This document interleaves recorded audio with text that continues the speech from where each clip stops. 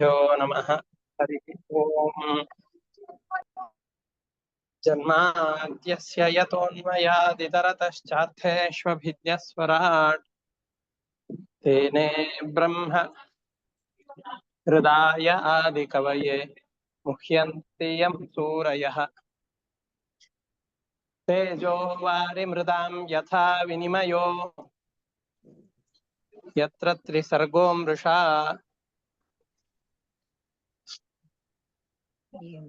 धाम्ना स्वेन सदा निरस्तकुहकम् सत्यं परं धीमहि निगमकल्पतरोर्गलितं फलम् शुकमुखादमृतद्रवसंयुतम् पिबत भागवतं रसमालयं मुहुरहो रसिकाः भुवि भावुकाः दारिद्र्यदुःखज्वरदाहितानां मायापिशाची परिमर्दितानां संसारसिन्धौ परिपातितानां क्षेमाय वै भागवतं प्रगर्जति साङ्केत्यं पारिहास्यं वा स्तोभं हेलनमेव वा वैकुण्ठनामग्रहणम् अशेषाघहरं विदुः श्रीगुरुभ्यो नमः हरिः ओम्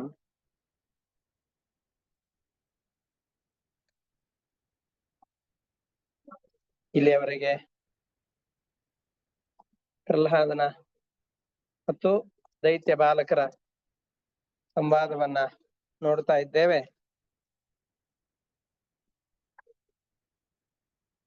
ಅದರ ಮುಂದುವರಿದ ಭಾಗವೇ ಇಂದಿನ ಪಾಠದಲ್ಲಿದೆ.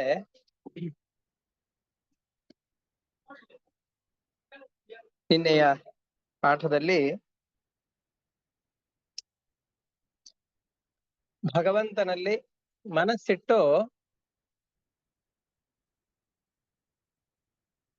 ಕಾರಣದಿಂದ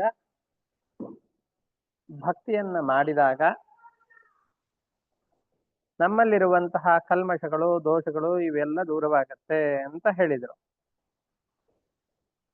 ಅದರಲ್ಲಿದ್ದಂತಹ ಒಂದು ದೊಡ್ಡ ಪ್ರಶ್ನೆ ಏನು ಅಂತಂದ್ರೆ, ಹೌದು ಇದೆಲ್ಲ ಸರಿ, ಅದು ಅಂತಃಕರಣ ಶುದ್ಧವಾಗೋದು ಹೇಗೆ, ಅದೇ ಕಷ್ಟ ಅಂತ ಹೇಳ್ತಾ ಇರೋದಲ್ವಾ ಅಂತ ಕೇಳಿದಾಗ, ಭಕ್ತಿ ಹುಟ್ಟಲಿಕ್ಕೆ ಅಂತಃಕರಣ ಶುದ್ಧವಾಗ್ಲಿಕ್ಕೆ ಇರುವಂತಹ ದೊಡ್ಡ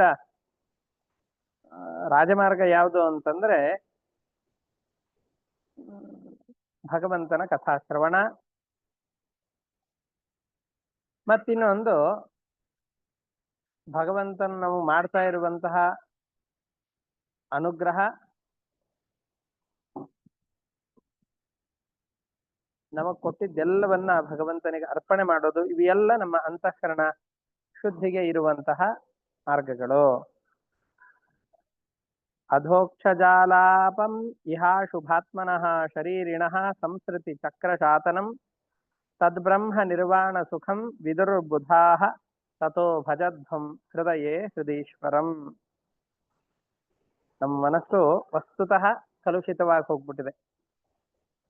ಅನೇಕ ದಿವಸಗಳ ಕಾಲ ಮನೆಯನ್ನು ಬಿಟ್ಟು ಬೇರೆ ಊರಿಗೆ ಹೋದರೆ ಮನೆಯಲ್ಲೆಲ್ಲ ಬರೀ ಧೂಳು ತುಂಬಿಕೊಂಡು ಹೇಗೆ ಗಲೀಜಾಗಿರುತ್ತೆ, ಹೊಲಸಾಗಿರುತ್ತೋ ಆ ರೀತಿಯಾಗಿ ನಮ್ಮ ಅಂತಃಕರಣವು ಕೂಡ ವಿಷಯ ಪದಾರ್ಥಗಳ ಜಂಜಾಟದಿಂದ ಭಗವಂತನ ಕಡೆಗೆ ಹೋಗೇ ಇಲ್ಲ. ನಮ್ಮ ಮನಸ್ಸು ಭಗವಂತನ ಕಡೆಗೆ ಹೋಗೇ ಇಲ್ಲ. ಅದರಿಂದಾಗಿ ಮನಸ್ಸಿನಲ್ಲಿ ಬರೀ ಈ ವಿಷಯ ಪದಾರ್ಥಗಳ ಸಂಪರ್ಕ ಆಗಿರೋದ್ರಿಂದ ಈ ಧೂಳು ತುಂಬಿಕೊಂಡಂತಹ ಮನೆಯ ಹಾಗೆ ಆಗಿ ಹೋಗ್ಬಿಟ್ಟಿದೆ ಇದು. ಅದು ಹೋಗ್ಬೇಕು ಅಂದ್ರೆ ಏನ್ ಮಾಡ್ಬೇಕು? ಹರಿಕಥಾ ಶ್ರವಣವನ್ನು ಮಾಡ್ತಾ ಇರ್ಬೇಕು. ಇದನ್ನ ಮಾಡ್ತಾ ಇದ್ರೆ ನಿರಂತರವಾಗಿ ಅಂತಃಕರಣ ಶುದ್ಧವಾಗ್ತಾ ಆಗ್ತಾ ಆಗ್ತಾ ಒಂದೇ ದಿವಸಕ್ಕೆ ಆಗೋದಿಲ್ಲ. ನಿರಂತರವಾಗಿ ಆ ಕ್ರಮವಾಗಿ ಆ ಹರಿಕಥಾ ಶ್ರವಣ ಅನ್ನುವಂಥದ್ದು ಜೀವನಿಗೆ ಆಗುವಂತಹ ಹುಟ್ಟು ಸಾವುಗಳ ಚಕ್ರ ಏನಿದೆಯೋ ಆ ಚಕ್ರದಿಂದ ಜೀವನನ್ನ ದೂರ ಮಾಡುತ್ತೆ.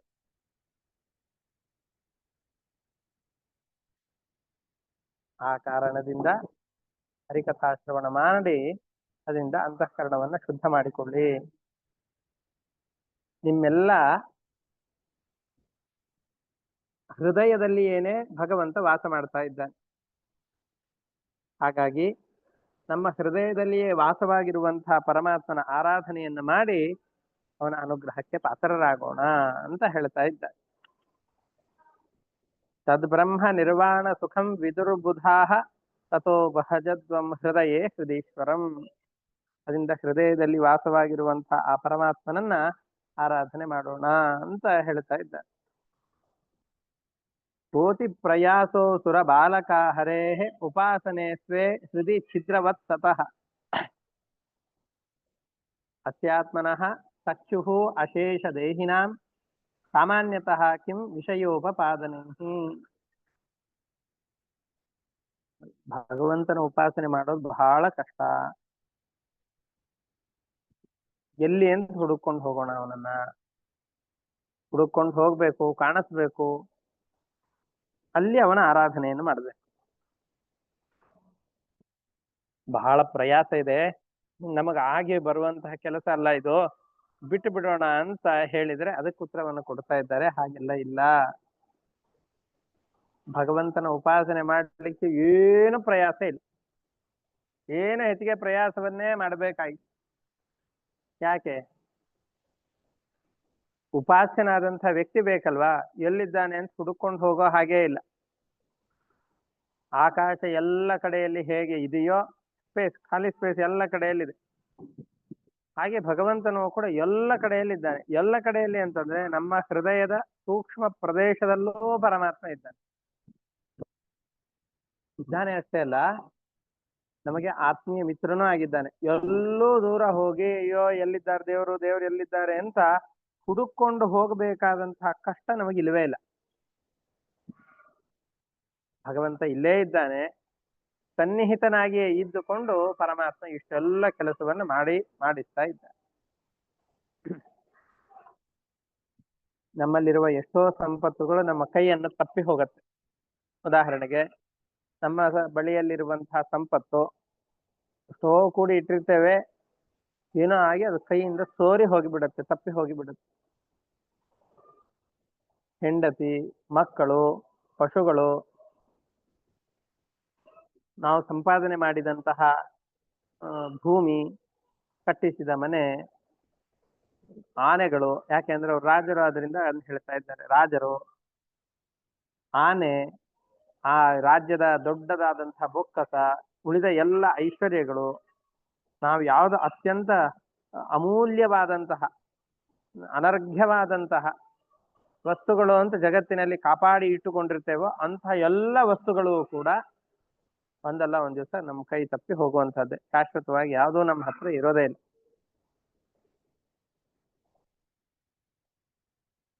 ಅಷ್ಟೇ ಅಲ್ಲದೇನೆ ನಮಗೆಲ್ಲ ಶಾಶ್ವತವಾದಂತಹ ಒಂದು ದುಃಖ ಇರಬೇಕಾದ್ರೆ ಇಂತಹ ಅಲ್ಪವಾದಂತಹ ಸುಖಗಳು ಎಷ್ಟು ತಾನೇ ನಮಗೆ ಸಮಾಧಾನವನ್ನು ಕೊಡ್ಲಿಕ್ಕೆ ಸಾಧ್ಯ? ನಮ್ಮನ್ನ ಎಂದೂ ಬಿಡಲಾಗದೇ ಇರುವಂತಹ ದೊಡ್ಡ ದುಃಖ ಅಂದ್ರೆ ಮರಣ. ಆ ಮರಣವೆಂಬಂತಹ ದುಃಖ ಬೆಂಬಿಡದೇನೆ ಜೀವನನ್ನ ಕಾಡ್ತಾ ಇರಬೇಕಾದ್ರೆ ಇನ್ನು ಯಾವ ಸುಖವನ್ನಿಟ್ಟುಕೊಂಡು ಇವನು ಆರಾಮಾಗಿರ್ತಾನೆ ಹೇಳಿ? ಅಂಥ ಒಂದು ಅವಕಾಶವೇ ಜೀವನಿಗಿಲ್ಲ. ರಾಯ ಕಲತ್ರಂ ಪಶವಸ್ತುತಾದಯ ಗೃಹ ಮಹಿ ಕುಂಜರ ಕೋಶಭೂತಯ ಸರ್ವೇ ಅರ್ಥಕಾಮಾಹ ಕ್ಷಣಭಂಗುರಾಯುಷಃ ಕುರುವಂತಿ ಮರ್ತ್ಯಸ್ಯ ಕಿಯತ್ ಪ್ರಿಯಂ ಚಲಾಹ. ಇವೆಲ್ಲ ಚಲಾಹ, ಬಹಳ ಚಂಚಲವಾದಂತಹದ್ದು. ಯಾವುದು? ರಾಯ, ನಮ್ಮಲ್ಲಿರುವ ಸಂಪತ್ತು, ಹಣ, ಹೆಂಡತಿ, ಮಕ್ಕಳು, ನಮ್ಮಲ್ಲಿರುವಂತಹ ಪಶು ಸಂಪತ್ತು, ಮನೆ, ಭೂಮಿ, ನಮ್ಮಲ್ಲಿರುವಂತಹ ಆನೆ, ರಾಜನಾದ್ರಿಂದ ಹೇಳ್ತಾ ಇದ್ದಾನೆ, ಕೋಶಗಳು, ಇದನ್ನು ಬಿಟ್ಟು ನಮ್ಮಲ್ಲಿ ಇರುವಂತಹ ಯಾವ ಈ ದೊಡ್ಡ ದೊಡ್ಡ ಅರಮನೆಗಳಿದೆಯೋ, ಈ ಭೃತ್ಯರೆಲ್ಲ ಇದ್ದಾರೋ, ಸೇವಕ ವರ್ಗ, ಈ ಸಂಪತ್ತುಗಳೇನಿದೆಯೋ ಇವೆಲ್ಲವೂ ಕೂಡ ಚಲಾಹ, ಕ್ಷಣಿಕ. ಇದು ರಾಜನಾದವನು ಇನ್ನೊಬ್ಬ ರಾಜನ ಎದುರುಗಡೆಯಲ್ಲಿ ಸೋತ ಅಂತಂದ್ರೆ ಇವನು ಅವನ ಸೆರೆವಾಸದಲ್ಲಿ ಇರ್ಬೇಕು. ಇವನ ಸಂಪತ್ತೆಲ್ಲವೂ ಕೂಡ ಇವನ ಕೈ ಬಿಟ್ಟು ಹೋಗ. ಹಾಗಾಗಿ ಈ ಮನುಷ್ಯನಿಗೂ ಕೂಡ ಶಾಶ್ವತವಾದಂತಹ ಜೀವನ ಇದೆಯೇ? ಇಲ್ಲ. ಕ್ಷಣಭಂಗುರಾಹ, ಕ್ಷಣಭಂಗುರ ಆಯುಷ. ಇವನಿಗೆ 100 ವರ್ಷಗಳ ಕಾಲ ಕಣ್ಣು ಮುಚ್ಚಿ ತೆಗೆಯೋಷ್ಟರಲ್ಲಿ ಮುಗಿದು ಹೋಗ್ಬಿಡುತ್ತೆ. ಅಷ್ಟು ಬಹಳ ಅಸ್ಥಾಯಿಯಾದಂತಹ ಜೀವನದ್ದು. ಎಷ್ಟು ತಾನೇ ಜೀವನಿಗೆ ಸುಖವನ್ನು ಕೊಡ್ಲಿಕ್ಕೆ ಸಾಧ್ಯ. ಹೇ, ನಾವು ದೊಡ್ಡ ದೊಡ್ಡ ಯಜ್ಞ ಯಾಗಾದಿಗಳನ್ನು ಮಾಡಿದ್ದೇವೆ, ನಮಗೆ ಸ್ವರ್ಗ ಲೋಕದ ಸುಖಗಳು ಕೂಡ ಸಿಗತ್ತೆ, ಅಲ್ಲಿ ಬೇಕಾದಷ್ಟು ಕಾಲ ಇರಬಹುದು. ಹೌದು, ನೀವು ಒಳ್ಳೆಯ ಕೆಲಸಗಳನ್ನ ಮಾಡಿದ್ರಿ ಅಂತಂದು ಹೇಳಿದ್ರೆ ಸ್ವರ್ಗ ಲೋಕದ ಸುಖಗಳು ಸಿಗತ್ತೆ. ಆದ್ರೆ ಅಲ್ಲಿರುವಂತಹ ಸುಖಗಳು ಕೂಡ ನಾಶವಾಗುವಂತಹದ್ದೇ. ಇಲ್ಲಿಗಿಂತ ಬಹಳ ಸುಖ ಹೆಚ್ಚಿಗೆ ಅಲ್ಲಿದೆ. ಆದರೆ ಅದರಲ್ಲೂ ಕೂಡ ನಮಗೆ ಯಾವುದೋ ಒಂದು ಪುಣ್ಯ ಕ್ಷೇತ್ರಗಳಿಗೆ ಹೋಗಿರ್ತೇವೆ, ಅಥವಾ ಯಾವುದೋ ಒಂದು ಉತ್ತಮವಾದಂತಹ ಸಂದರ್ಭದಲ್ಲಿ ನಾವಿರ್ತೇವೆ. ಮನೆ ಯಾವುದೋ ಒಂದು ಫಂಕ್ಷನ್ ಅಥವಾ ಏನೋ ಒಂದು ದೊಡ್ಡ ಕಾರ್ಯಕ್ರಮವೋ ಏನೋ ಆಗ್ತಾ ಇರುತ್ತೆ, ಆ ಫಂಕ್ಷನ್ ನಲ್ಲಿ ಪಾಲ್ಗೊಳ್ಳುತ್ತಾ ಇರ್ತೇವೆ. ಎಲ್ಲರ ಜೊತೆಯಲ್ಲಿ ಒಟ್ಟು ಕೂಡಿದಾಗ ಒಂದು ಏನೋ ಮನಸ್ಸಿನಲ್ಲಿ ಖೇದ ಇರುತ್ತೆ. ಅಲ್ಲೋ ಬಹಳ ದಿವಸದ ಮೇಲೆ ಇಷ್ಟು ಜನ ಸೇರಿದ್ವಿ, ಮತ್ತೆ ಇನ್ನು ಒಂದು ದಿವಸವೋ 2 ದಿವಸವೋ ಆದ ತಕ್ಷಣ ಮತ್ತೆ ಇದರಿಂದ ಹೋಗ್ಬಿಡ್ತೇವೆ, ನಮ್ಮ ಮನೆಗೆ ಹೋಗ್ಬಿಡ್ತೇವೆ ಅಂತ ಮನಸ್ಸಿನಲ್ಲಿ ಅಳುಕಿರುತ್ತೆ, ಸ್ವಲ್ಪ ದುಃಖ ಇರುತ್ತೆ. ಈ ತರಹದ ದುಃಖ ಅಲ್ಲಿ ಇರುತ್ತೆ ಸ್ವರ್ಗದಲ್ಲಿ. ಇಷ್ಟೆಲ್ಲ ಸುಖ ಇದೆ, ನನ್ನ ಪುಣ್ಯ ಎಲ್ಲ ಖರ್ಚಾಯ್ತು ಅಂದ್ರೆ ವಾಪಸ್ ಇಲ್ಲಿಂದ ಕಳಿಸಿಬಿಡ್ತಾರೆ. ಅದರಿಂದ ನೀವು ಎಷ್ಟೇ ಪುಣ್ಯ ಕೆಲಸಗಳನ್ನು ಮಾಡಿದ್ರು, ಸ್ವರ್ಗಾದಿ ಲೋಕದ ಫಲದ ಬಯಕೆಯಿಂದಾಗಿ ಮಾಡಿದಿರಿ ಅಂತಾದರೆ ಅದರಲ್ಲಿ ದೋಷಗಳಿರೋದ್ರಿಂದ ಅದಕ್ಕೂ ಕೂಡ ನಾಶ ಬಂದುಬಿಡತ್ತೆ. ಹಾಗಾಗಿ ದೋಷರಹಿತನಾದ ಪರಮಾತ್ಮನನ್ನ ಧ್ಯಾನ ಮಾಡಬೇಕು. ಪರಮಾತ್ಮನೊಬ್ಬನನ್ನು ಹೊರತುಪಡಿಸಿ ಎಲ್ಲರಲ್ಲೂ ದೋಷ ಇದೆ, ಅದರಿಂದ ಅವರಿಂದ ಸಿಗುವಂತಹ ಫಲದಲ್ಲೂ ಸ್ವಲ್ಪ ಏನಾದ್ರೂ ಮಿಸ್ಟೇಕ್ ಇದ್ದೇ ಇರುತ್ತೆ. ದೋಷರಹಿತನಾದ ಒಬ್ಬನೇ ಒಬ್ಬ ವ್ಯಕ್ತಿ ಅಂತಂದ್ರೆ ಅದು ಪರಮಾತ್ಮ. ಅವನನ್ನ ಧ್ಯಾನ ಮಾಡಿದರೆ ಯಾವ ದೋಷಗಳೂ ಇಲ್ಲ, ಯಾಕೆ ಅವನು ನಿರ್ದೋಷ. ಹಾಗಾಗಿ ಪರಮಾತ್ಮನ ಪ್ರೀತಿಗೋಸ್ಕರವಾಗಿ ನಾವು ಮಾಡುವ ಪ್ರತಿಯೊಂದು ಕರ್ಮಗಳನ್ನ ಮತ್ತೆ ಮಾಡ್ತಾ ಇದ್ದೇವೆ ಅಂತಂದ್ರೆ, ಇದೇ ಕೆಲಸಗಳನ್ನ ನಾವು ಮಾಡುವ ದಿನನಿತ್ಯದ ದೈನಂದಿನ ಆಚರಣೆಗಳನ್ನೇ ಸ್ವಾರ್ಥದ ಬಯಕೆ ಇಲ್ಲದೇನೆ ಯಾವ ಕೆಲಸವನ್ನು ಮಾಡದೇ ಇರಬೇಕು ಅಂತ ಹೇಳ್ತಾ ಇಲ್ಲ. ನಿಷಿದ್ಧವಾದ ಕರ್ಮಗಳನ್ನು ಬಿಡಬೇಕು, ಅದರ ಜೊತೆಯಲ್ಲಿ ಮಾಡಬೇಕಾದ ಕರ್ಮಗಳೇನಿದೆಯಲ್ಲ ಅದನ್ನು ಮಾಡುವಾಗ ಈ ಕರ್ಮಗಳು ಭಗವಂತನಿಗೆ ಅರ್ಪಣೆಯಾಗ್ಲಿ ಅನ್ನುವಂತಹ ಒಂದೇ ಒಂದು ಮಾನಸಿಕವಾದ ಭಾವನೆ ಇದೆ ಅಂತಾದರೆ ಅದಕ್ಕೆ ಮೋಕ್ಷವನ್ನ ಫಲವನ್ನಾಗಿ ಪರಮಾತ್ಮ ಕೊಡ್ತಾನೆ. ನಾವು ಪ್ರತಿನಿತ್ಯದಲ್ಲಿ ಉಸಿರಾಟವನ್ನು ಮಾಡ್ತಾ ಇರ್ತೇವೆ. ಈ ಉಸಿರಾಟವನ್ನ ಹಾಗೆ ಉಸಿರಾಟ ಅಂತ ಅಷ್ಟೇ ಅಂದುಕೊಂಡು ಬಿಟ್ರೆ ಏನು ಫಲ ಇಲ್ಲ. ಆದ್ರೆ ಇದೇ ಉಸಿರಾಟ ನಮ್ಮ ಒಳಗಡೆಯಲ್ಲಿ ನಿಂತುಕೊಂಡು ಪ್ರಾಣದೇವರು ಹಂಸ ಮಂತ್ರದಿಂದ ಭಗವಂತನನ್ನ ಸ್ತೋತ್ರ ಮಾಡ್ತಾ ಇದ್ದಾರೆ, ಹಂಸ ಜಪವನ್ನ ಮಾಡ್ತಾ ಇದ್ದಾರೆ ನಮ್ಮ ಒಳಗಡೆಯಲ್ಲಿ ನಿಂತುಕೊಂಡು ಅಂತ ಇಷ್ಟು ಚಿಂತನೆ ಬಂದ್ರೆ, ದೇವರ ಎದುರುಗಡೆ ಪ್ರತಿ ದಿವಸ ಸ್ನಾನ ಇದೆಲ್ಲ ಆದ್ಮೇಲೆ ದೇವರ ಎದುರುಗಡೆಯಲ್ಲಿ ನಿಂತಿರ್ತೇವೆ, ಅವಾಗ್ಲೂ ಉಸಿರಾಡಿಸ್ತಾ ಇರ್ತೇವೆ. ಅವಾಗ ಒಂದು ಕ್ಷಣದ ಯೋಚನೆ, ನಮ್ಮ ಒಳಗಡೆಯಲ್ಲಿ ನಿಂತುಕೊಂಡು ಪರಮಾತ್ಮ ಈ ಉಸಿರಾಟದ ಕ್ರಿಯೆಯನ್ನ ಮಾಡಿಸ್ತಾ ಇದ್ದಾನೆ.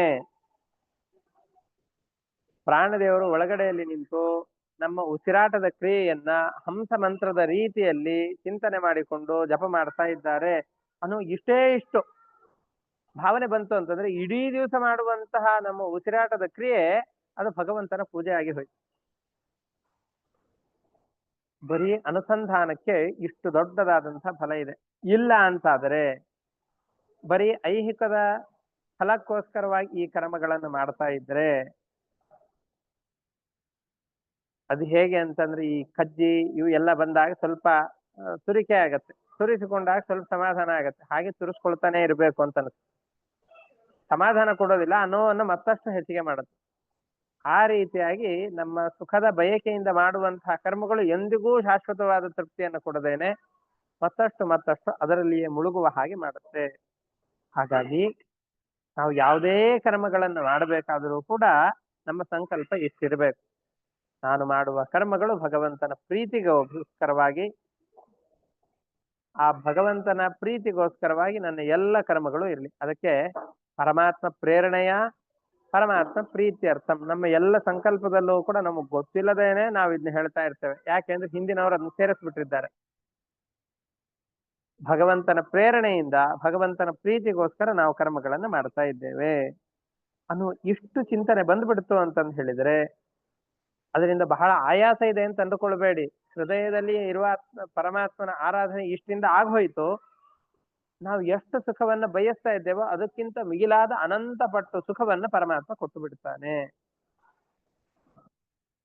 ಏವಂ ಹಿ ಲೋಕಾಹ ಕ್ರತುಭಿಃ ಕೃತ ಅಮಿ ಸೈಷ್ಣವಃ ಸಾತಿಶಯ ನ ನಿರ್ಮಲಾಹ ತಸ್ಮಾತ್ ಅದೃಷ್ಟ ಶ್ರುತ ದೂಷಣಂ ಪರಂ ಭಕ್ತ್ಯೈಕಯ ಸಂಭಜತ ಆತ್ಮಲಬ್ಧಯೇ. ಈ ರೀತಿಯಾಗಿ ನಾವು ಯಾವುದೇ ಕರ್ಮಗಳನ್ನು ಮಾಡ್ತಾ ಇದ್ದೇವೆ ಅಂತಾದರೆ, ಒಳ್ಳೆ ಯಾಗ, ದೊಡ್ಡ ದೊಡ್ಡ ಯಾಗಗಳನ್ನು ಮಾಡ್ತಾ ಇದ್ದೇವೆ ಅಂತಾದ್ರೆ, ಪ್ರಹ್ಲಾದ ರಾಜನಾದ್ರಿಂದ ನಾವೆಲ್ಲ ಅಶ್ವಮೇಧ ಯಾಗವನ್ನು ಮಾಡ್ತೇವೆ. ರಾಜ ರಾಜಸೂಯೇನ ಯಜೇತ ಅಂತಿರೋದ್ರಿಂದ ರಾಜರಾದ್ರಿಂದ ರಾಜಸೂಯ ಯಾಗವನ್ನು ಮಾಡ್ತೇವೆ. ಈ ಯಾಗವನ್ನು ಮಾಡಿದಾಗ ಅದರಿಂದ ಸ್ವರ್ಗಾದಿ ಫಲಗಳು ಸಿಗಬಹುದು. ಆ ಸ್ವರ್ಗಾದಿ ಫಲಗಳು ಕೂಡ ಶಾಶ್ವತವಾದದ್ದಲ್ಲ. ಕ್ಷಯಿಷ್ಣವಃ, ಅದಕ್ಕೂ ಕೂಡ ಒಂದು ಕೊನೆ ಅಂತಿದೆ. ಅಷ್ಟೇ ಅಲ್ಲ, ಸಾತಿಶಯ, ಅದಕ್ಕಿಂತ ಮಿಗಿಲಾದ ಇನ್ನೊಂದು ಸುಖ ಪಡ್ಲಿಕ್ಕೆ ಅವಕಾಶ ಇದೆ. ಅಷ್ಟೇ ಅಲ್ಲ, ನ ನಿರ್ಮಲಾಹ, ಅಲ್ಲಿ ಸುಖವನ್ನು ಅನುಭವಿಸುವಾಗಲೂ ಸ್ವಲ್ಪ ದುಃಖದ ಸಂಪರ್ಕ ಇರುತ್ತೆ. ಆದರೆ ದುಃಖದ ಸಂಪರ್ಕವೇ ಇಲ್ಲದ, ಇದಕ್ಕಿಂತ ಮಿಗಿಲಾದ ಮತ್ತೊಂದು ಸುಖ ಇಲ್ಲದೆ ಇರುವಂತಹ ನಮ್ಮ ಯೋಗ್ಯತೆಯಲ್ಲಿ ಇದು ಪೂರ್ಣವಾದ ಸುಖ, ಅಂತಹ ಸುಖ ಮತ್ತು ಬಂದ ಸುಖ ಮತ್ತೆ ನಾಶ ಆಗಬಾರ್ದು. ನಾವು ಭಗವಂತನನ್ನ ಯೋಗಕ್ಷೇಮಂ ವಹಾಮ್ಯಹಂ, ಪರಮಾತ್ಮನ ಒಂದು ದೊಡ್ಡ ಸ್ಲೋಗನ್. ಭಕ್ತರ ಯೋಗಕ್ಷೇಮವಾದ ಜವಾಬ್ದಾರಿ ನನ್ನದು. ಯೋಗ ಅಂತಂದ್ರೆ ಏನು? ಅಪ್ರಾಪ್ತಸ್ಯ ಪ್ರಾಪ್ತಿ ಯೋಗ. ನಮಗೆ ಯಾವ್ದು ಸಿಕ್ಕಿರ್ಲಿಲ್ವೋ ಅದು ನಮಗೆ ಸಿಗೋ ಹಾಗೆ ಆಗೋದು ಅದು ಯೋಗ. ಸಿಕ್ತು, ಒಂದೆರಡು ದಿವಸಕ್ಕೆ ಮುರಿದು ಹೋಯ್ತು ಅಥವಾ ಕಳೆದು ಹೋಯ್ತು, ನಮ್ ಕೈ ಜಾರಿ ಹೋಯ್ತು, ಅದು ಉಪಯೋಗ ಇಲ್ಲ. ಕ್ಷೇಮವೂ ಆಗಬೇಕು. ಪ್ರಾಪ್ತಸ್ಯ ಪರಿರಕ್ಷಣಂ ಕ್ಷೇಮ. ಸಿಗದೇ ಇದ್ದದ್ದು ಸಿಗಬೇಕು, ಸಿಕ್ಕದ್ದು ನಮ್ಮಲ್ಲಿಯೇ ಉಳಿಬೇಕು.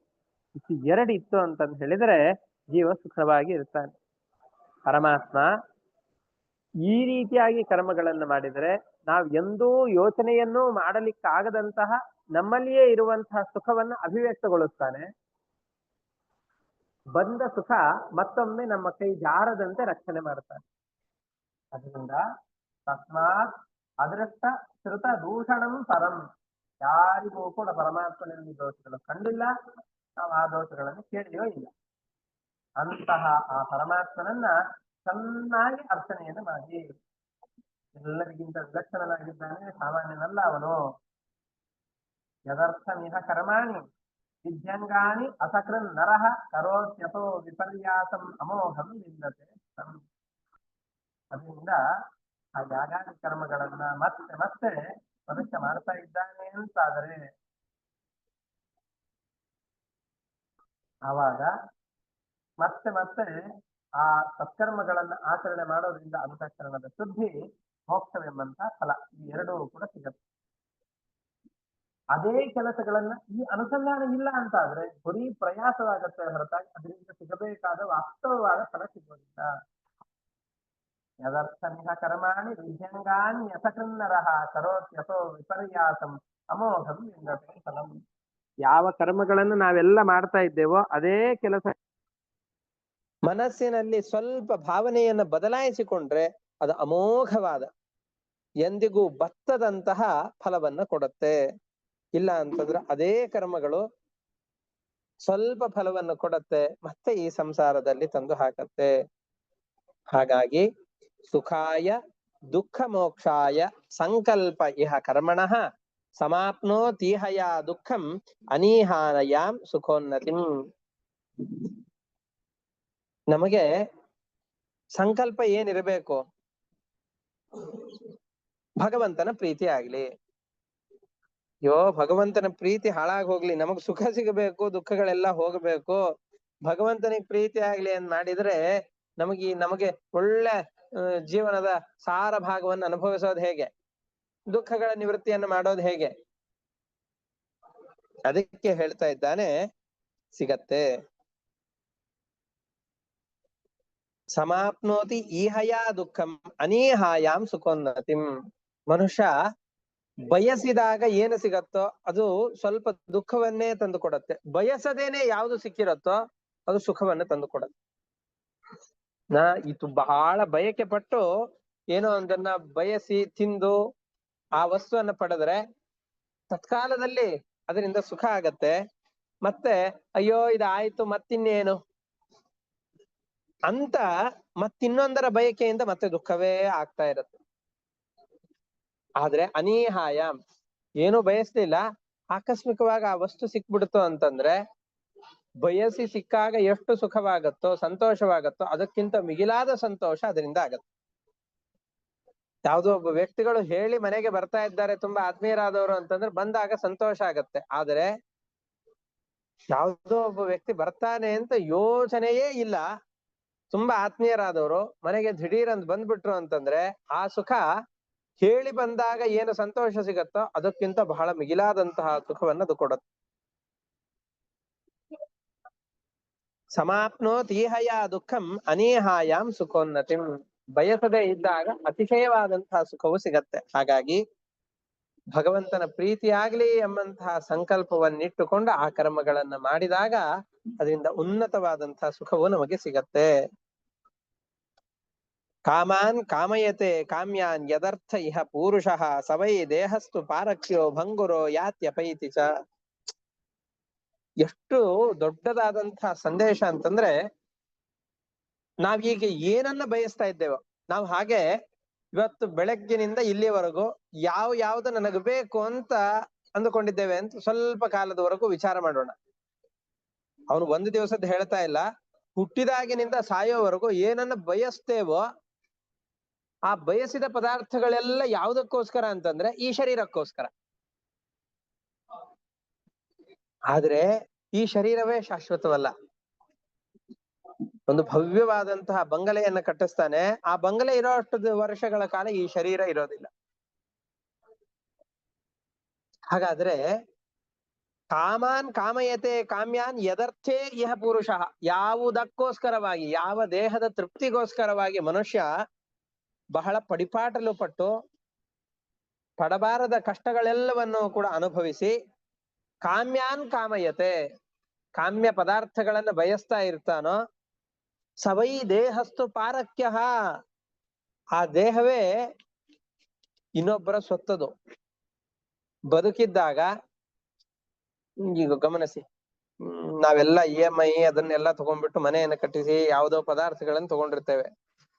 ನಮ್ಮ ಇಡೀ ಜೀವನದ ದುಡಿಮೆ ಯಾರಿಗೋಸ್ಕರವಾಗಿ ಆ ಸಂಪತ್ತನ್ನ ತೆಗೆದುಕೊಂಡಿರ್ತೇವೋ ಮನೆಗೋಸ್ಕರ, ಆ ಬ್ಯಾಂಕ್ನವರಿಗೋಸ್ಕರ ನಾವೆಲ್ಲ ದುಡಿತಾ ಇರ್ತೇವೆ. ಯಾಕೆಂದ್ರೆ ಸಾಲ ತೀರಿಸ್ಬೇಕಲ್ಲ. ಹಾಗಾಗಿ ನಮ್ಮ ಇಡೀ ಜೀವನದ ದುಡಿತ ಆ ಬ್ಯಾಂಕ್ನವರಿಗೋಸ್ಕರ ಅಥವಾ ಆ ಮನೆಗೋಸ್ಕರ ಅಥವಾ ಮಡದಿ ಮಕ್ಕಳಿಗೋಸ್ಕರ. ಹಾಗಾದ್ರೆ ನಮ್ಮ ದೇಹ ಯಾರ ಸ್ವತ್ತಾಗಿದೆ? ನಮ್ಮ ಸ್ವತ್ತಾಗಿಲ್ಲ, ನಮ್ಮವರ ಸ್ವತ್ತಾಗಿದೆ. ಆಯ್ತು, ಈ ಶರೀರವನ್ನು ಬಿಟ್ಟು ಹೋದಾಗ ಯಾರ ಸ್ವತ್ತಿದೋ? ನಾಯಿ ನರಿಗಳು ಅಥವಾ ಭೂಮಿಯಲ್ಲಿರುವಂತಹ ಹುಳುಗಳು ಪಂಚಭೂತಗಳದ್ದು ಸ್ವತ್ತಾಗಿ ಹೋಗುತ್ತೆ. ಹಾಗಾಗಿ ಯಾವ ಈ ಶರೀರ ಪಾರಕ್ಯ ಎಂದಿಗೂ ನಮ್ಮದು ಅಂತ ಅಲ್ವೇ ಅಲ್ಲ. ಚಿಕ್ಕ ಮಕ್ಕಳಿದ್ದಾಗ ತಂದೆ ತಾಯಿಗಳ ಸ್ವತ್ತು, ಸ್ವಲ್ಪ ಉನ್ನತವಾದಂತಹ ವಯಸ್ಕನಾದಂತಹ ಸಂದರ್ಭದಲ್ಲಿ ಹೆಂಡತಿ ಮಕ್ಕಳು ಇವರ ಸ್ವತ್ತು. ಹೆಂಡತಿಯ ಶರೀರ ತನ್ನ ಮಕ್ಕಳಿಗೆ ತನ್ನ ಪತಿಗೆ ಇಡೀ ಕುಟುಂಬದ ಪೋಷಣೆಗೆ ಅಂತ ಅವರ ಸ್ವತ್ತಾಗಿರುತ್ತೆ. ಬರೀ ಪುರುಷರದು ಅಂತಲ್ಲ, ಇಡೀ ಜೀವನವನ್ನೇ ಮತ್ತೊಬ್ಬರಿಗೋಸ್ಕರ ಅಂತ ಸವೆಸ್ತಾರೆ. ಕೊನೆಗೆ ಯಾರ ಸ್ವತ್ತು? ನಾಯಿ ನರಿಗಳ ಸ್ವತ್ತು, ಪಂಚಭೂತಗಳ ಸ್ವತ್ತು, ಮಣ್ಣಿನ ಸ್ವತ್ತು ಮಣ್ಣಿನಲ್ಲೇ ಹೋಗಿ ಸೇರತ್ತೆ. ಆದರೆ ನಾವು ಬಯಸುವಂತಹದ್ದು ಶಾಶ್ವತವಾದಂತಹ ಸುಖವನ್ನಲ್ವೋ? ಯಾವಾಗ ದೇಹವೇ ಈ ನಶ್ವರ ಅಂತ ಆದ್ಮೇಲೆ ಆ ದೇಹದ ಸಂಬಂಧದಿಂದ ಯಾವ ಬಂಧುಗಳು, ಮಕ್ಕಳು, ಹೆಂಡತಿ, ತಂದೆ ತಾಯಿ, ಆಸ್ತಿ ಪಾಸ್ತಿ, ರಾಜ್ಯ ಬೊಕ್ಕಸ, ಆನೆ, ಮಂತ್ರಿಗಳು ಎಲ್ಲವೂ ಕೂಡ ಶಾಶ್ವತ ಅಂತ ಅಂದುಕೊಂಡು ಅವುಗಳಿಂದ ಸುಖವನ್ನು ಪಡ್ಲಿಕ್ಕೆ ಸಾಧ್ಯವೇನು? ಇವೆಲ್ಲವೂ ನಶ್ವರ. ಹಾಗಾಗಿ ನಾವು ಯಾವುದನ್ನು ನನ್ನದು ಅಂತ ಅಂದುಕೊಂಡು ಬಹಳ ಪ್ರಯಾಸ ಪಟ್ಟು ಅದರ ಒಟ್ಟುಗೂಡಿಸ್ಲಿಕ್ಕೋಸ್ಕರ ಇಷ್ಟೆಲ್ಲ ಹರಸಾಹಸ ಪಡ್ತಾ ಇದ್ದೇನೋ, ಆ ಹರಸಾಹಸ ಪಡ್ತಾ ಇರೋದೆಲ್ಲ ಯಾರಿಗೋಸ್ಕರ ಅಂತಂದ್ರೆ ಮತ್ತೊಬ್ಬರಿಗೋಸ್ಕರ, ಮತ್ತೊಬ್ಬರ ಪಾಲಾಗುವ ಸ್ವತ್ತನ್ನ ನಾವೀಗ ದುಡಿತಾ ಇರ್ತೇವೆ. ಕೆಲವು ಮನಸ್ಸತ್ತೆ. ಹಾಗಾದ್ರೆ ನಾವು ಜೀವನದಲ್ಲಿ ಏನ್ ಕೆಲಸ ಮಾಡಬಾರ್ದಾ? ಈ ಸಂಪತ್ತುಗಳನ್ನ ಗಳಿಸಬಾರ್ದಾ? ಹೆಂಡತಿ ಮಕ್ಕಳ ಪೋಷಣೆಯನ್ನ ಮಾಡಬಾರ್ದ? ಮತ್ತಿದೇ ಪ್ರಶ್ನೆಗಳು. ಎಲ್ಲವನ್ನೂ ಮಾಡ್ಲೇಬೇಕು. ಯಾವುದರಿಂದಲೂ ನನಗಿದೆಲ್ಲ ಇಲ್ಲ, ವೈರಾಗ್ಯ ಬಂದಿದೆ, ಮನೆ ಬಿಟ್ಟು ಹೋಗ್ತೇನೆ, ಇಲ್ಲ, ಎಲ್ಲವನ್ನೂ ಮಾಡ್ಬೇಕು. ಎಲ್ಲವನ್ನೂ ಮಾಡ್ಬೇಕು. ಆದ್ರೆ ಮತ್ತೆ ಹಿಂದೆ ಹೇಳಿದ ಹಾಗೆ ಬಾಡಿಗೆ ಮನೆಯಲ್ಲಿ ಇದ್ದೇವೆ ಅಂತ ಅನ್ಕೊಂಡು ಎಲ್ಲ ಮಾಡ್ಬೇಕು. ಎಂದಿಗೂ ಅತಿಶಯವಾದ ಅಭಿಮಾನವನ್ನು ಬೆಳೆಸ್ಕೊಳ್ಬಾರ್ದು. ಇಷ್ಟೇ ಇದರಲ್ಲಿ ಹೇಳ್ತಾ ಇರುವಂತಹದ್ದು. ಎಲ್ಲಿಯವರೆಗೂ ಜೀವನಿಗೆ ಅಭಿಮಾನದ ಕಟ್ಟು ಗಟ್ಟಿಯಾಗಿರುತ್ತೋ ಅಲ್ಲಿವರೆಗೂ ಬಹಳ ದುಃಖಗಳು ಬರುತ್ತೆ. ಒಬ್ಬ ಚಿತ್ರನಟ ಇರ್ತಾನೆ. ಅವನಿಗೆ ಯಾವುದೋ ಒಂದು ಚಲನಚಿತ್ರದಲ್ಲಿ ಇವರು ಮಕ್ಕಳ ಪಾತ್ರದಲ್ಲಿ ಬರ್ತಾರೆ, ಇನ್ನೊಬ್ರು ಹೆಂಡತಿಯ ಪಾತ್ರದಲ್ಲಿ, ಇನ್ನೊಬ್ರು ತಾಯಿಯ ಪಾತ್ರದಲ್ಲಿ, ತಂದೆಯ ಪಾತ್ರದಲ್ಲಿ, ಇವರು ಖಳನಾಯಕನ ಪಾತ್ರದಲ್ಲಿ ಇರ್ತಾರೆ. ಅವನ ಸ್ನೇಹಿತರ ಪಾತ್ರದಲ್ಲಿ ಕೆಲವೊಂದಿಷ್ಟು ಜನ ಇರ್ತಾರೆ. ವಿರೋಧಿಗಳ ಗುಂಪಿನಲ್ಲಿ ಸಹಾಯಕರಾಗಿ ಅನೇಕ ಜನ ಇರ್ತಾರೆ. ತುಂಬಾ ಅದ್ಭುತವಾದ ನಟನೆಯನ್ನು ಮಾಡ್ತಾನೆ. ಮನೆಗೆ ಹೋಗ್ಬೇಕಾದ್ರೆ ಅಯ್ಯೋ ಇವ್ರನ್ನೆಲ್ಲ ಬಿಟ್ಟು ಹೋಗ್ತಾ ಇದ್ದೇನೆ ಅಂತ ಅನ್ಕೊಂಡು ದುಃಖ ಪಡೋದಿಲ್ಲ. ಮತ್ತಿನ್ನೊಂದು ನಾಟಕವೋ ಅಥವಾ ಚಲನಚಿತ್ರದಲ್ಲೋ ನಟಿಸಬೇಕಾದ್ರೆ ಎಲ್ಲ ಪಾತ್ರಗಳು ಬದಲಾಗಿ ಹೋಗತ್ತೆ. ಇವನು ಮತ್ತೆ ಅಲ್ಲಿ ಆ ಪಾತ್ರಕ್ಕೆ, ಸನ್ನಿವೇಶಕ್ಕೆ, ಅಭಿನಯ ಅನುಗುಣವಾಗಿ ನಟನೆಯನ್ನು ಮಾಡ್ತಾ ಹೋಗ್ತಾನೆ. ಇಷ್ಟೇ ನಮ್ಮ ಜೀವನ. ನಾವು ನಾಟಕವನ್ನು ಮಾಡ್ತಾ ಇರೋದು ಸತ್ಯ, ಪಾತ್ರಧಾರಿಗಳಾಗಿರುವಂತಹದ್ದು ಸತ್ಯ, ಅಲ್ಲಿ ಆಗುವಂತಹ ಸುಖ ದುಃಖಗಳ ಸನ್ನಿವೇಶವನ್ನು ಅನುಭವಿಸ್ತಾ ಇರುವಂತಹದ್ದು ಸತ್ಯ. ಆದರೆ ಇದು ಬರೀ ನಟನೆ. ಇದು ಯಾರು ಹೆಂಡತಿಯಾಗಿ ಕೊನೆಯವರೆಗೂ ಇರೋದಿಲ್ಲ. ಅಂತಂದ್ರೆ ಕೊನೆಯವರೆಗೂ ಅಂತಂದ್ರೆ ಈ ಶರೀರದ ನಾಶಾನಂತರದಲ್ಲೋ ಅಂತ. ಆ ನಟನೆಯನ್ನ ಮಾಡ್ಬೇಕಾದ್ರೆ ನೈಜವಾದ ನಟನೆ ಇತ್ತು ಅಂತಂದ್ರೆ ಆ ಪಾತ್ರಕ್ಕೆ ನ್ಯಾಯವನ್ನು ಒದಗಿಸಿದ ಹಾಗಾಗತ್ತೆ. ಆ ಪಾತ್ರದಲ್ಲಿದ್ದಾಗ ಅದಕ್ಕೆ ಸರಿಯಾದ ನ್ಯಾಯವನ್ನು ಒದಗಿಸಲೇಬೇಕು. ಹಾಗೆ ನಮ್ಮ ಜೀವನದಲ್ಲೂ ಯಾರ ಜೊತೆಯಲ್ಲಿ ನಾವು ಇರ್ತೇವೋ ಅವ್ರ ಎಲ್ಲರ ಜೊತೆಯಲ್ಲಿ ಚೆನ್ನಾಗಿರ್ಬೇಕು. ಎಲ್ಲರ ಜೊತೆಯಲ್ಲಿ ಹೊಂದಿಕೊಂಡು ಒಳ್ಳೆ ಜೀವನದ ಭೋಗಗಳನ್ನು ಅನುಭವಿಸಿಕೊಂಡು ಎಲ್ಲವೂ ಪರಮಾತ್ಮನಿಂದ ಸಿಕ್ಕಂತಹ ಸಂಪತ್ತು ಅನ್ನುವಂತಹ ಭಾವನೆಯಿಂದ ಎಲ್ಲ ಭೋಗಗಳನ್ನು ಅನುಭವಿಸ್ಬೇಕು. ಯಾವುದನ್ನು ಬಿಡಕೂಡುದು. ಅನಿಷಿದ್ಧ ಪದ ಸುಖತ್ಯಾಗಿ ಪಶುರೇವನ ಸಂಶಯ. ಯಾವ ಸುಖಗಳನ್ನು ನಿಷೇಧ ಮಾಡಿಲ್ವೋ ಆ ಸುಖಗಳನ್ನು ಚೆನ್ನಾಗಿ ಅನುಭವಿಸ್ಬೇಕು. ಆದ್ರೆ ಅನುಭವಿಸುವ ಸಂದರ್ಭದಲ್ಲಿ ಭಗವಂತ ನಿನ್ನಿಂದ ಬಂದಂತಹ ಸಂಪತ್ತು ಇದು ಶಾಶ್ವತವಲ್ಲ, ಇದ್ದಷ್ಟು ದಿವಸ ಅನುಭವಿಸ್ತೇನೆ, ಇಲ್ಲ ಅಂತಂದ್ರೆ ಇಲ್ಲ ಅಷ್ಟೇ ಅನ್ನುವ ಭಾವನೆಯಿಂದ ಆ ಸುಖಗಳನ್ನು ಅನುಭವಿಸಿದರೆ ಅವುಗಳು ಬಂಧಕವಾಗೋದಿಲ್ಲ. ಅದರಿಂದ ಈ ಶರೀರದ ಭೋಗಕ್ಕೋಸ್ಕರ ಅಂತಲ್ಲ, ಶರೀರದಲ್ಲಿರುವ ಪರಮಾತ್ಮನ ಪೂಜೆಗೋಸ್ಕರ ಅಂತ ಭೋಗವನ್ನು ಮಾಡಿ. ಹಾಗಾಗಿ ಕಿಮು ವ್ಯವಹಿತಾಪತ್ಯ ದಾರಾಗಾರ ಧನಾದಯ ರಾಜ್ಯ ಕೋಶ ಗಜಾಮಾತ್ಯ ಭೃತ್ಯಾಪ್ತ ಮಮತಾಸ್ಪದಾಹ. ನಮಗೆ ಅಹಂಕಾರ ಮಮಕಾರ ಎಲ್ಲ ಇರುತ್ತೆ. ಈ ಶರೀರವು ನನ್ನದು, ಇವರು ನಮ್ಮವರು ಅಂತ ಅಹಂಕಾರ ಮಮಕಾರಗಳು ಬಹಳವಾಗಿ ಜೀವನನ್ನ ಆವರಿಸಿಕೊಂಡಿರತ್ತೆ. ಈ ಮಮತೆ ಅಹಂಕಾರ ಇವೆಲ್ಲವೂ ಕೂಡ ಯಾಕೆ ಜೀವನಿಗೆ ಬಂಧಕವಾಗತ್ತೆ ಅನ್ನೋದಕ್ಕೆ ಕಾರಣಗಳನ್ನು ಕೊಟ್ರು. ಯಾವ ಶರೀರಕ್ಕೋಸ್ಕರ ಅಂತ ನಾವು ಬಹಳ ಪಡಿಪಾಟಲು ಪಡ್ತೇವೋ ಆ ಶರೀರವು ನಮ್ಮದಲ್ಲ. ಇದು ಬುದ್ಧಿಯಲ್ಲಿ ಯಾವಾಗಲೂ ನಮಗೆ ಬ್ರಿಕ್ ಆಗ್ತಾ ಇರಬೇಕು. ನಾನು ಬಹಳ ಇದಕ್ಕೋಸ್ಕರ ಅಂತ ಪ್ರಯತ್ನ ಪಡಬಾರದು. ದೇಹದ ಪೋಷಣೆ ಬೇಕೇ ಬೇಕು. ದೇಹದ ಪೋಷಣೆ ಇಲ್ಲ ಅಂತಂದ್ರೆ ಈ ಜೀವ ಸಾಧನೆಯನ್ನು ಮಾಡ್ಲಿಕ್ಕಾದ್ರೆ ಹೇಗೆ ಸಾಧ್ಯ? ಜೀವನ ಸಾಧನೆಗೋಸ್ಕರವಾಗಿ ಶರೀರದ ಪೋಷಣೆಯೇ ಹೊರತಾಗಿ ಶರೀರದ ಪೋಷಣೆಗೋಸ್ಕರ ಜೀವನವನ್ನು ಮಾಡಬಾರದು. ಇದು ಇಲ್ಲಿ ಹೇಳ್ತಾ ಇರುವಂತಹ ವಿಷಯ. ಈ ಆತ್ಮನ ಉನ್ನತಿಗೋಸ್ಕರವಾಗಿ ನಮ್ಮ ಬಂಧು ಬಾಂಧವರು, ಕಳತ್ರ ಪುತ್ರ ಇವರು ಎಲ್ಲರೂ ಕೂಡ ಉಪಯುಕ್ತರಾಗಬೇಕೇ ಹೊರತಾಗಿ ಶರೀರದ ಭೋಗಕ್ಕೋಸ್ಕರವಲ್ಲ. ನಮ್ಮ ಎಲ್ಲ ಸಾಧನೆಯ ದಾರಿಗೆ ಇವರು ಎಲ್ಲರೂ ಮೆಟ್ಟಲಾಗಬೇಕು. ಅವರ ಸಹಕಾರದಿಂದ ನಾವು ಉನ್ನತಿಯನ್ನು ಪಡಿಬೇಕು, ಅವರು ಉನ್ನತಿಯನ್ನ ಪಡಿಬೇಕು. ಹಾಗಾಗಿ ಎಲ್ಲ ನಟರು ಕೂಡ ಒಟ್ಟಿಗೆ ಸೇರಿ ಏಕೋಭಾವದಿಂದ ನಟನೆಯನ್ನ ಮಾಡಿದಾಗ ಮಾತ್ರ ನಾಟಕ ತುಂಬಾ ಯಶಸ್ವಿ ಆಗ್ಲಿಕ್ಕೆ ಸಾಧ್ಯ. ಹಾಗೆಯೇ ನಾವೆಲ್ಲರೂ ಒಟ್ಟಿಗೆ ಸೇರಿ ಒಳ್ಳೆಯ ಜೀವನವನ್ನ, ಸಾತ್ವಿಕವಾದ ಜೀವನವನ್ನ ನಡೆಸಿದಾಗ ಮಾತ್ರ ಉನ್ನತವಾದ ಫಲವನ್ನ, ಆತ್ಮನಿಗೆ ಸಂಬಂಧಪಟ್ಟಂತಹ ಔನ್ನತ್ಯವನ್ನ ಪಡಿಲಿಕ್ಕೆ ಸಾಧ್ಯ. ಕೆಲವೊಮ್ಮೆ ನಮ್ಮಿಂದ ದೊಡ್ಡ ಕೆಲಸಗಳಾಗಿ ಹೋಗ್ಬಿಟ್ಟಿದೆ ಅಂತ ನಮ್ಮನ್ನ ನಾವು ಕೊಚ್ಚಿಕೊಳ್ಳುತ್ತೇವೆ. ಹೌದು, ನಮ್ಮಿಂದ ಎಷ್ಟೋ ಸಾಧನೆಗಳಾಗಿರತ್ತೆ, ದೊಡ್ಡ ದೊಡ್ಡ ಕೆಲಸಗಳು ಆಗಬೇಕಾಗಿರತ್ತೆ. ಆದ್ರೆ ತಿಳಿಬೇಕಾದದ್ದೇನು ಅಂತಂದ್ರೆ, ಆ ಕೆಲಸಗಳು ಆಗ್ಬೇಕು ಅಂದ್ರೆ ನಾವೇ ಅಲ್ಲಿರ್ಬೇಕು ಅಂತೇನೂ ಇಲ್ಲ. ನಮ್ಮ ಬದ್ಲು ಯಾರು ಆ ಸ್ಥಳದಲ್ಲಿ ಇದ್ರು ಅಂತಂದ್ರು ಆವಾಗ ಅಂಥ ದೊಡ್ಡ ಸಾಧನೆ ಆಗಿಯೇ ಆಗತ್ತೆ. ಆದ್ರೆ ಪರಮಾತ್ಮ ಇವನಿಗೆ ಇದರಿಂದ ಕ್ರೆಡಿಟ್ ಕೊಡಬೇಕು ಅಂತ ಅನ್ನಿಸಿತು ಅಂತಾದ್ರೆ ಆ ಸಂದರ್ಭದಲ್ಲಿ ನಾವು ಅಲ್ಲಿರುವ ಹಾಗೆ ಮಾಡ್ತಾನಷ್ಟೆ. ಅದರಿಂದ ನಮ್ಮಿಂದ ಏನೋ ದೊಡ್ಡ ಸಾಧನೆ ಆಗಿ ಹೋಗ್ಬಿಟ್ಟಿದೆ ಅಂತ ಎದೆಯನ್ನು ಉಬ್ಬಿಸಿಕೊಂಡು ನಿಲ್ಲೋ ಹಾಗಿಲ್ಲ. ಇದಕ್ಕೆ ಒಂದು ಚಿಕ್ಕ ಘಟನೆಯನ್ನ ಹೇಳಬೇಕು. ಆ ಘಟನೆಯನ್ನ ಹೇಳಿ ಇವತ್ತಿನ ಪಾಠವನ್ನು ನಿಲ್ಲಿಸ್ತೇನೆ. ತಿರುಪತಿಯಲ್ಲಿ ಅನೇಕ ವರ್ಷಗಳ ಹಿಂದ್ಗಡೆಯಲ್ಲಿ PVRK ಪ್ರಸಾದ್ ಅಂತ ಅಲ್ಲಿ IAS ಆಫೀಸರ್ ಆದವರು, ನಮ್ಮ ಇವರೇ ಭಗವಂತನ ಭಕ್ತರಾದವರು ಅಲ್ಲಿ ಒಂದು ದೊಡ್ಡ ಕೆಲಸಕ್ಕೆ ಅಂತ ಬಂದಿದ್ರು. ಅವ್ರು ಹೇಳುವಾಗ ನಾಹಂಕರ್ತ ಅಂತ ಒಂದು ಪುಸ್ತಕವನ್ನು ಬರೆದಿದ್ದಾರೆ. ಅದರಲ್ಲಿ ಭಗವಂತ ತನಗೆ ಬೇಕು ಅಂತ ಅನ್ನಿಸಿಕೊಂಡ್ರೆ ಎಲ್ಲ ಕೆಲಸವನ್ನ ಮಾಡಿಸಿಕೊಳ್ತಾನೆ,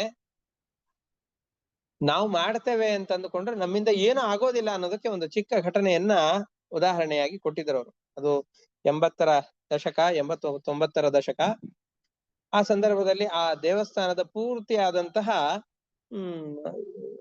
ಹೊಸದಾದಂತಹ ರೀತಿಯಲ್ಲಿ ಆ ಮಂದಿರವನ್ನ, ತಿರುಪತಿಯ ದೇವಾಲಯವನ್ನ ನಿರ್ಮಾಣ ಮಾಡ್ತಾ ಇದ್ರು. ಅಂತಹ ಸಂದರ್ಭದಲ್ಲಿ ಎಲ್ಲ ಪೂಜಾ ಕೈಂಕರ್ಯಗಳು ಮುಗಿದಿದೆ, ಹೊರಗಡೆ ಆಗಬೇಕಾದಂತಹ ದೇವಾಲಯಗಳ ಎಲ್ಲವೂ ಆಗಿದೆ. ಕೃಷ್ಣನಿಗೆ, ಶ್ರೀನಿವಾಸನಿಗೆ ನವರತ್ನದ ಒಂದು ಪದಕವನ್ನ ಹಾಕಬೇಕು, ಎಲ್ಲ ತಯಾರಾಗಿದೆ. ಆದರೆ ಆ ಪದಕ ಶ್ರೀನಿವಾಸನದ್ದೇನಿದೆಯೋ ಆ ಸಂದರ್ಭದಲ್ಲಿ ಸಿಗ್ತಾ ಇಲ್ಲ, ಎಲ್ಲೋ ಹೋಗಿದೆ. ಇಲ್ಲಿಲ್ಲ ಅಂದ್ರೆ ಏನೋ, ಕೆಳಗಡೆಯಲ್ಲಿ ದೊಡ್ಡ ಟ್ರೆಷರಿ ಇದೆ, ಅಲ್ಲಿ ಎಷ್ಟಿದೆ ತಿಮ್ಮಪ್ಪನಿಗೆ ಬೇಕಾದಷ್ಟಿದೆ, ಸಿಕ್ಕೇ ಸಿಗತ್ತೆ, ಒಂದಲ್ಲ ಸಿಗತ್ತೆ ಅಂತಂದುಕೊಂಡು ಕೆಳಗಡೆಯಲ್ಲಿ ತರಿಸ್ಲಿಕ್ಕೆ ಕಳಿಸಿದ್ರೆ 2 ಬೀಗಗಳಿತ್ತಂತೆ. ಅದರಲ್ಲಿ ಒಂದು ಬೀಗದಿಂದ ಒಂದು ಬೀಗವನ್ನು ಇಟ್ಕೊಂಡು ಅವನು ಅಲ್ಲಿದ್ದ. ರಾತ್ರಿ 10:30, 11 ಗಂಟೆ ಆಗಿದೆ, ಬೆಳಗಾತ 5 ಗಂಟೆಯ ಪೂಜೆಗೆ ಅದು ಬೇಕು. ಇಲ್ಲ, 2 ಬೀಗಗಳಿರತ್ತೆ, ಅದರಲ್ಲಿ ಒಂದು ಬೀಗವನ್ನು ಇಟ್ಟುಕೊಂಡವನಿದ್ದಾನೆ, ಇನ್ನೊಬ್ಬನು ಇಲ್ಲವೇ ಇಲ್ಲ. ಎಲ್ಲಿ ಅಂತ ಹುಡುಕೋದು?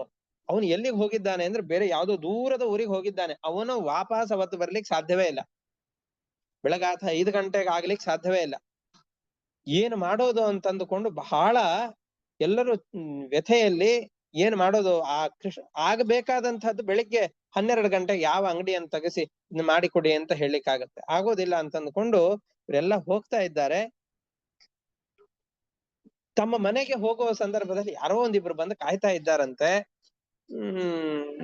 ನೀವೆಲ್ಲ ಅಡ್ವರ್ಟೈಸ್ಮೆಂಟ್ ಕೊಟ್ಟಿದ್ರಿ, ನಾವು 3-4 ಗಂಟೆ ಆಯ್ತು ಬಂದು ಕಾಯ್ಕೊಂಡು ನಿಂತಿದ್ದೇವೆ, ನಮಗೇನೋ ಯೋಚನೆ ಆಯ್ತು, ಬಹಳ ದೂರದಿಂದ ಬಂದಿದ್ದೇವೆ. ಅದು ಪಕ್ಕದ ಊರಲ್ಲ, ಅದು ಯಾವ್ದೋ ತಿರುಪತಿಯಿಂದ ಬಹಳ ದೂರದಲ್ಲಿರುವ ಹೈದರಾಬಾದ್. ಚೆನ್ನೈ ತುಂಬಾ ಹತ್ರ, ಹೈದರಾಬಾದ್ ಬಹಳ ದೂರದಲ್ಲಿದೆ, ಅಲ್ಲಿಂದ ಬಂದಿದ್ದೇವೆ. ಬಂಗಾರದಲ್ಲಿ 9 ಮುತ್ತುಗಳನ್ನ ಪೋಣಿಸಿಕೊಂಡು ಬಂದಿದ್ದೇವೆ, ನಿಮಗೆ ಅನುಕೂಲ ಆಗಬಹುದೇನೋ, ದೇವರಿಗೆ ನಿಮ್ಮ ಕಡೆಯಿಂದ ಅರ್ಪಿಸಿದರೆ ಅದು ಪರಮಾತ್ಮನಿಗೆ ಸೇರಬಹುದು ಅಂತ ನಮಗನ್ಸತ್ತೆ. ಯಾರನ್ನ ಭೇಟಿ ಮಾಡ್ಬೇಕು ಅಂತ ಗೊತ್ತಾಗ್ಲಿಲ್ಲ, ಅದಕ್ಕೆ ಸಾಯಂಕಾಲದಿಂದ ಬಂದು ಕಾಯ್ತಾ ಇದ್ವಿ, ನೀವು ಸಿಗಲೇ ಇಲ್ಲ ಅಂತ ಹೇಳಿದರಂತೆ. ಆವಾಗ ಇವರು ಅಂದುಕೊಂಡ್ರು, ನಾನ್ ದೊಡ್ಡ ಅಧಿಕಾರದಲ್ಲಿದ್ದೇನೆ ಅಂತ ಅಂದುಕೊಂಡು ನಾನು ಎಲ್ಲ ಕಡೆಯಲ್ಲಿ ವ್ಯವಸ್ಥೆಯನ್ನು ಮಾಡಬಲ್ಲೆ ಅಂತ ಅಂದುಕೊಂಡೆ. ಹತಾಶೆಯಿಂದ ನನ್ನ ಕೈಯಿಂದ ಆಗೋದಿಲ್ಲ ಅಂತ ಕೈ ಚೆಲ್ಲಿ ಬಿಟ್ಟೆ. ಆದ್ರೆ ಭಗವಂತನಿಗೆ ಆ ಸೇವೆಯನ್ನ ತೆಗೆದುಕೊಳ್ಳಬೇಕು ಅಂತ ಆಸೆ ಇದೆ. ಯಾರೋ ಒಬ್ಬ ವ್ಯಕ್ತಿಯ ಕಡೆಯಿಂದ ಅದು ಬರುವ ಹಾಗೆ ಮಾಡಿ ನಮ್ಮ ಕೈಯಿಂದ ಆಗೋದಿಲ್ಲ ಅಂತ ಕೈ ಚೆಲ್ಲಿದಾಗ ಪರಮಾತ್ಮ ಬಂದು ತನಗೆ ಬೇಕು ಅಂತ ಅನ್ನಿಸಿದ್ರಿಂದ ತನಗೆ ಆ ಮುತ್ತಿನ ಪದಕವು ಸಿಗುವ ಹಾಗೆ ಮಾಡಿದ, ನವರತ್ನದ ಪದಕ ಸಿಗುವ ಹಾಗೆ ಮಾಡಿದ ಅಂತ ಈ ಕಥೆಯನ್ನ ಹೇಳಿಕೊಳ್ತಾರವರು. ಹಾಗಾಗಿ ಎಲ್ಲವನ್ನ ಪರಮಾತ್ಮ ಮಾಡಿಸ್ತಾ ಇರ್ತಾನೆ. ಅವನಿಗೆ ಬೇಕು ಅಂತಂದ್ರೆ ನಮ್ಮಿಂದ ಎಲ್ಲ ಸತ್ಕರ್ಮಗಳನ್ನ ಮಾಡಿಸ್ತಾ ಇರ್ತಾನೆ. ಹಾಗಾಗಿ ಯಾವ ಕರ್ಮಗಳನ್ನು ನಾನು ಸ್ವತಂತ್ರವಾಗಿ ಮಾಡ್ತಾ ಇದ್ದೇನೆ ಅನ್ನುವ ಭಾವನೆಯನ್ನ ತೊಡೆದು ಹಾಕಿಕೊಂಡು ಜೀವನದಲ್ಲಿ ಸಿಕ್ಕದ್ದೆಲ್ಲವೂ ಕೂಡ ಭಗವಂತನಿಂದ ಅನ್ನುವ ಭಾವನೆಯಿಂದ ಬದುಕಬೇಕು ಅನ್ನುವಂತಹ ದೊಡ್ಡ ಸಂದೇಶವನ್ನ ಪ್ರಹ್ಲಾದ ಇದರಲ್ಲಿ ಹೇಳ್ತಾ ಇದ್ದಾನೆ. ಮುಂದೆ ಅನೇಕ ಘಟನೆಗಳನ್ನು ಹೇಳ್ತಾನೆ. ಆಮೇಲೆ ಅವನ ತಂದೆಗೆ ಬಹಳ ಕೋಪ ಬರುತ್ತೆ. ಪ್ರಹ್ಲಾದನನ್ನ ಮತ್ತೆ ಶಿಕ್ಷೆ ಮಾಡ್ಲಿಕ್ಕೆ ಹೋಗ್ತಾನೆ. ಆ ಕಥೆಗಳೆಲ್ಲವೂ ಮುಂದೆ ಬರೋದಿದೆ. ಅದನ್ನ ಮತ್ತೆ ಮುಂದಿನ ಪಾಠದಲ್ಲಿ ನೋಡೋಣ ಅಂತ ಹೇಳ್ತಾ ಇವತ್ತಿನ ಪಾಠವನ್ನು ಮುಕ್ತಾಯ ಮಾಡ್ತಾ ಇದ್ದೇನೆ. ಹರಯೇ ನಮಃ. ಶ್ರೀಕೃಷ್ಣ ಅರ್ಪಣಮಸ್ತು. ಅನೇನ ಭಾವಿ ಯತ್ಪುಣ್ಯಂ ತೇನ ಶ್ರೀ ವೆಂಕಟೇಶ ಶ್ರೀಕೃಷ್ಣ.